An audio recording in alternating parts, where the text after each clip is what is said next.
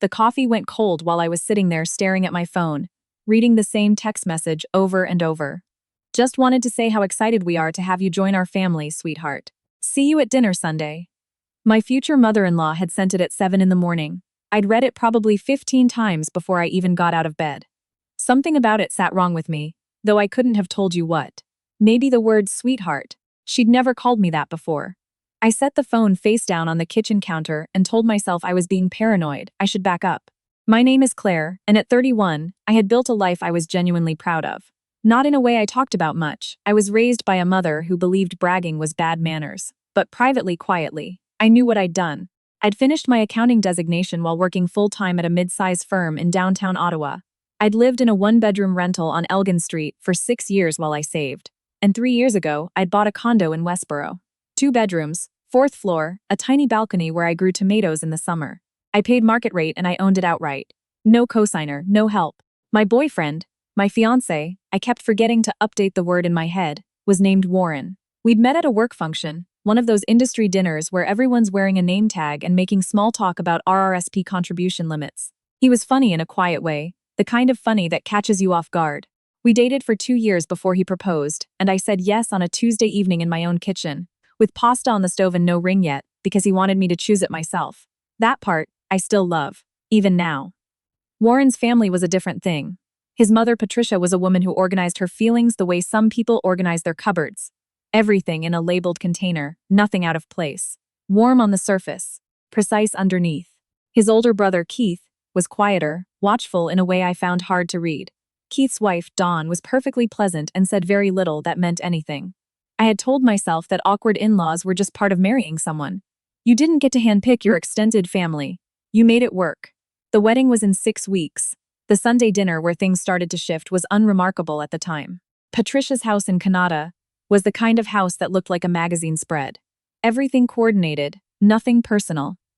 We had roast chicken and green beans, and a Costco pie for dessert, and Patricia asked me questions about the cedar with the focused energy of someone running a project meeting. Somewhere between the main course and dessert, she asked me whether Warren and I had thought about where we'd live after the wedding. I said we were planning to stay at my place in Westboro for now, and probably reassess in a year or two. She nodded the way people nod when they're filing information away. That's a lovely neighborhood, she said. Property values there have really held up, haven't they? It wasn't really a question. Warren squeezed my hand under the table and I moved on. But I thought about that comment on the drive home. The way she'd said property values, not your neighborhood or your home. Something transactional in the framing. I mentioned it to Warren and he laughed, gently, and said his mother spoke about everything in terms of investment returns. It was just how she was wired.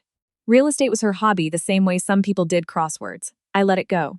2 weeks later, Patricia called me, not Warren, me to ask if I'd thought about putting the condo in both our names before the wedding, or whether we planned to do that after. She framed it as practical.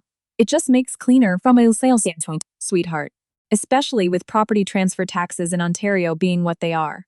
She laughed a little. I've been doing some reading. I told her we hadn't discussed it yet and changed the subject. That night I brought it up with Warren. He looked genuinely surprised. She called you directly about that? She did. He shook his head. I'll talk to her. She means well, but she overreaches sometimes. He must have said something because Patricia didn't bring it up again. Not to me, anyway. It was a Wednesday afternoon, 5 weeks before the wedding, when I drove over to Patricia's to drop off the centerpiece samples the florist had mailed to her address by mistake. I had the box in the back seat. I'd finished work early, and it seemed easier than asking her to courier them across the city. I parked on the street and walked up the front path. The door wasn't quite latched. It was one of those heavy doors that doesn't always catch unless you give it a real push, and I could hear voices inside. I knocked twice, waited. No response. They were probably in the kitchen, which was at the back of the house. I pushed the door open and stepped into the front hall.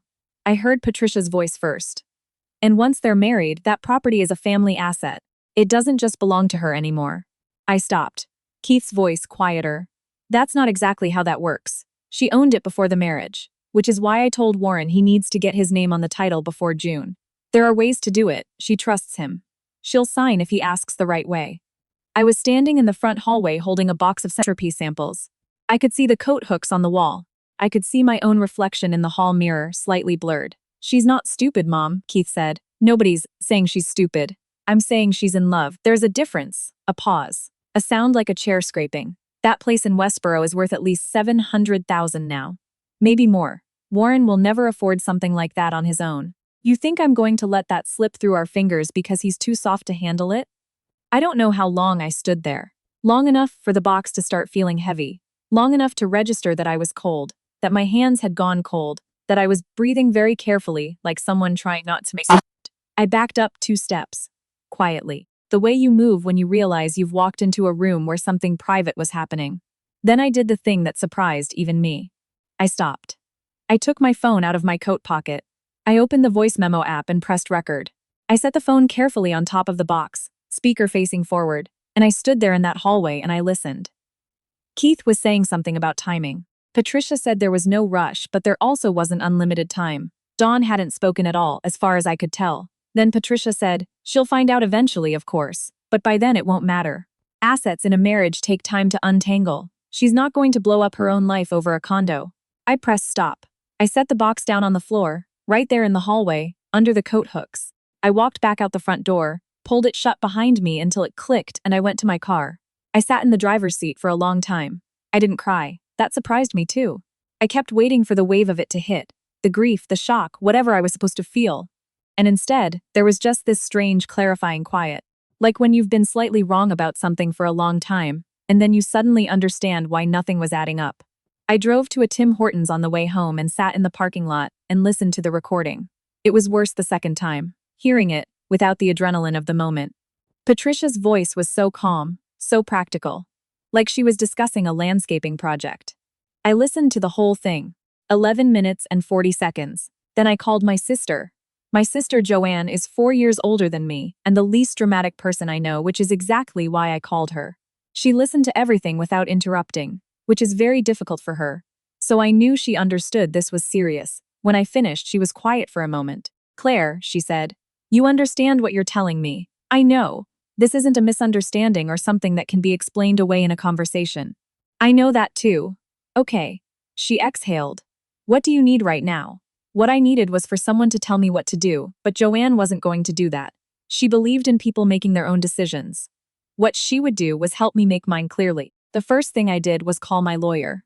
Not a family lawyer, just the woman who'd handled my condo purchase, a practical, no-nonsense person named Ms. Bergeron, who I trusted because she'd once talked me out of waiving a home inspection to close Pfister and turned out to be completely right.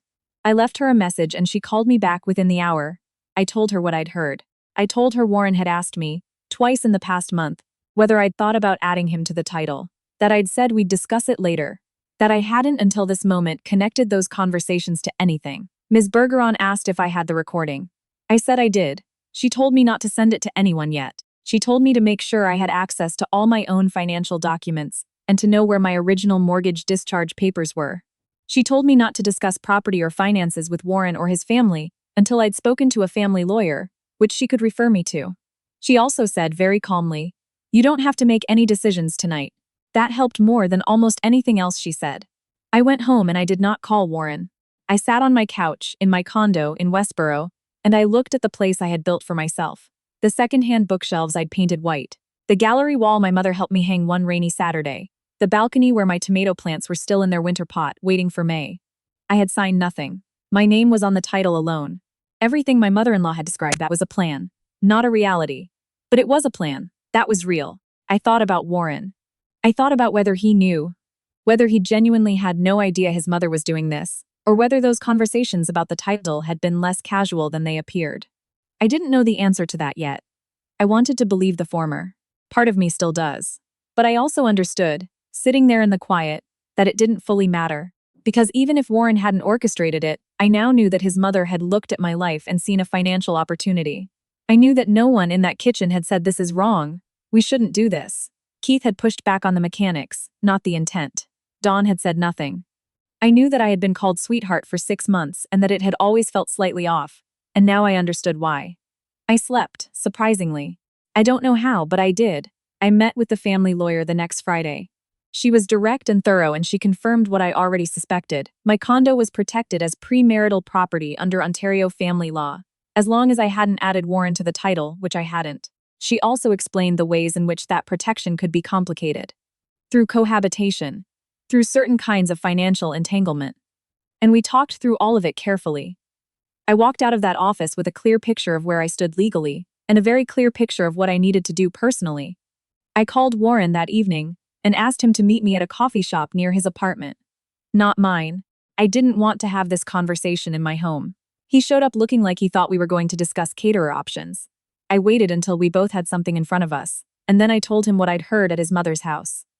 He went very still. Then he said, "Claire, I have the recording," I said. 11 minutes. I wasn't snooping. I was there to drop off the florist samples. The door wasn't closed. He was quiet for a long time. Long enough that I understood something I hadn't wanted to understand. "She told you, didn't she," I said, "about adding your name to the title. She told you to ask me." He didn't answer immediately, which was the answer. "I didn't know she was talking about it like that," he said finally. "I thought it was just, she said it made sense from an estate planning perspective." I believed her. "But you knew she'd raised it." "Yes." I nodded. I wrapped both hands around my coffee cup. "I need you to understand something," I said. "It's not only about the condo. It's not even mainly about the condo.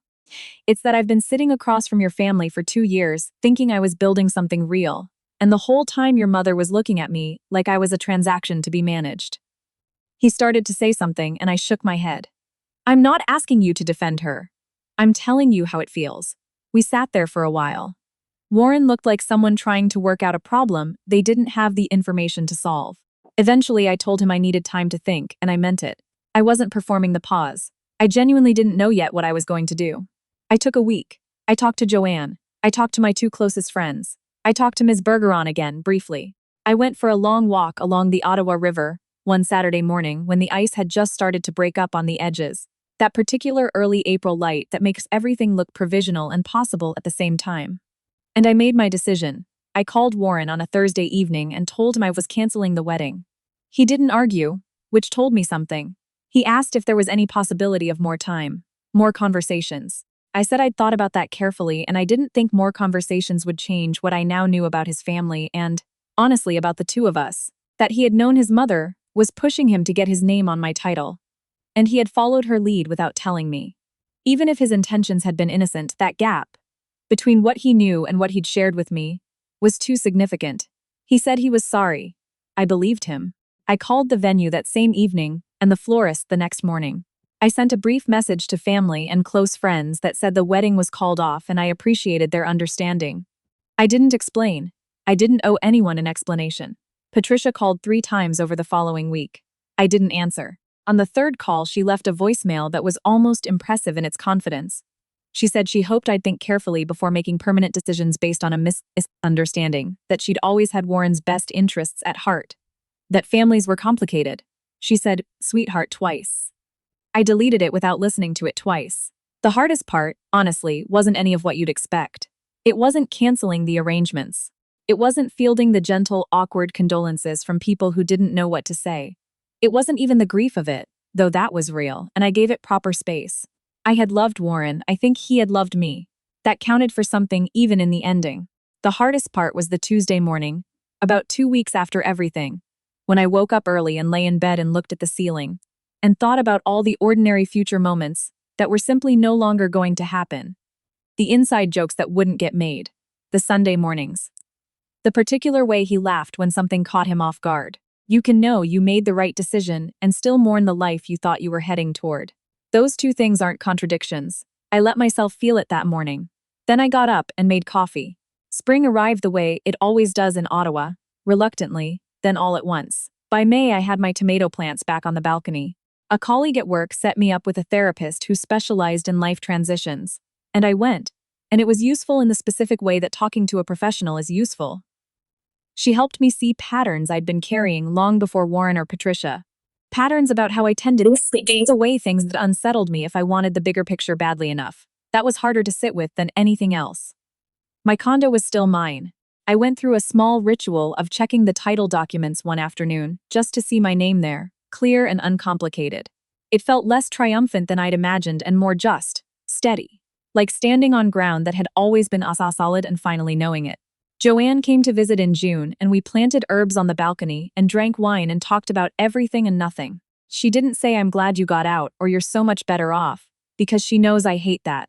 How it flattens everything complicated into a before and after. She just stayed for the weekend. And we watched 2 movies, and she helped me rearrange the living room furniture, which made the space feel like mine again in a way that surprised me. I started running in the mornings. Not for any particular reason, just because I'd always meant to and kept not starting. The river path was still cold in early June, the trees just coming out, the city quiet before 8 o'clock. I'd come back with cold ears and make eggs and feel something I can only describe as intact. I don't know what comes next. I'm 31, which feels both young and not, depending on the hour. I'm not in a hurry. I've learned, the slow way, that hurrying towards something, because you're afraid of missing it, tends to make you miss the things that are actually worth a finding. I still work at the same firm. I still have the gallery wall my mother helped me hang. I still grow tomatoes on the balcony in the summer, and they're still mediocre, and I eat them anyway because they're mine, and I grew them myself, and that's enough. Some mornings I make coffee and I stand at the kitchen counter while it's still dark, and I think about what Patricia said in that hallway. She's not going to blow up her own life over a condo, and I think about how wrong she was, and not in the way she meant. I didn't blow up my life, I protected it. There's a difference. A big one. And standing here now, in this apartment that is mine, in this city that is mine, in this life I built on my own terms, I think that difference is probably the most important thing I've ever learned.